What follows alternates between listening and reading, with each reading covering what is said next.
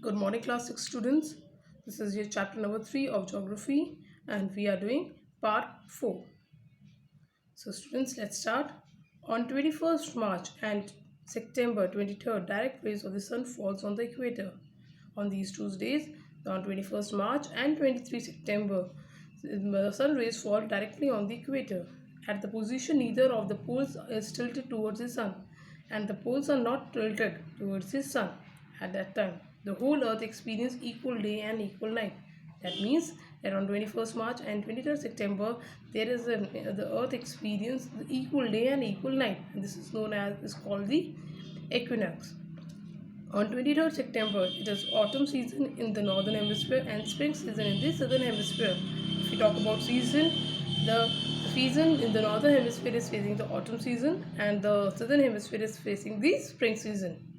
The opposite in the case of 21st March, when it is a spring in the northern hemisphere and autumn in the southern hemisphere, and it becomes opposite on the 21st March. Thus, you find that there are days and nights and changes in the season because of the rotation and revolution of the earth respectively. So, students, in this chapter we have read the full about the revolution, the rotation and the season, change in the season. And we came to know that because of the rotation and revolution, the seasons are changing, the earth, how the earth faces the day, and how the earth is having the earth is having the night time, and how the seasons change from time to time because of the rotation and the revolution. So this completes your reading portion of chapter number 3. Let's discuss the question answers now. Question number 1. Answer the following question briefly. What is A part, what is the angle of inclination of the earth axis with its orbital plane? If I talk about the angle of the earth axis on the orbital plane, it is 62.5 degree. Define rotation and revolution. See, what is rotation? I have discussed with you before also when I was reading the chapter. The movement of the earth on its axis. Axis is the rotation, and when the movement of the earth with its orbit, the movement of the earth around the sun on a fixed part of orbit is known as the revolution. What is leap year?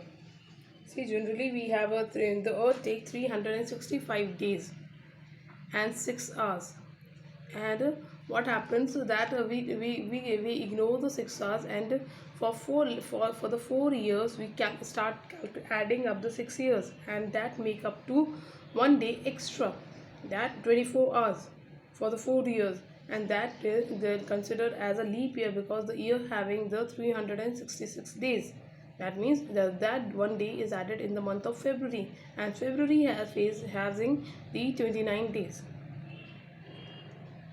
Differentiate between the summer and winter solstice. It is the position of the earth. See, in summer solstice, the position of the earth when the rays of the sun fall directly on the Tropic of Cancer. The North Pole is tilted towards the sun. It's also the case of summer solstice. And because of the larger portion of the northern hemisphere gets the light from the sun in the summer in northern hemisphere, that is known as the summer solstice.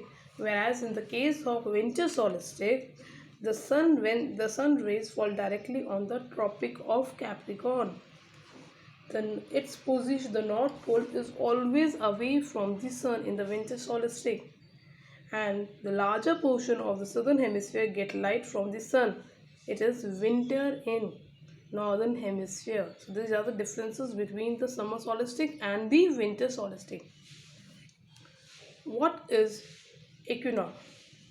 See, the position of the earth, we have read here also, the position of the earth on 20, and we have read about on page number 20, on 21st March and 23 September, direct rays of the sun falls on the equator.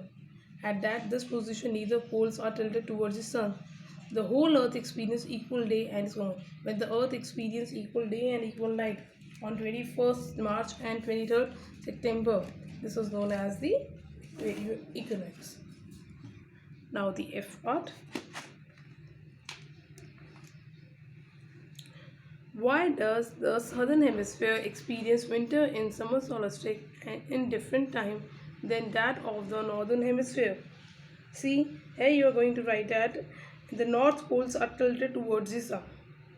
In this paragraph, these two paragraphs answers has been given, and you have to write in a short form the answer. The main points that you are going to write is that at the time of summer solstice, at the time since the southern pole tilted away from the sun, southern hemisphere experienced winter solstice, and the northern plane tilted away from the sun. The northern hemisphere experienced winter solstice. At the time of the south pole, out pole is tilted toward the sun. The southern hemisphere experienced the summer solstice because of the tiltation of the earth. G part. Why do the poles experience about 6-month day and 6-month night? The pole experience about 6-day month and 6-day night because tiltation of the earth on its axis. When the northern hemisphere is tilted towards the sun, the north pole is inclined towards the sun, it experiences continuous day for 6 months.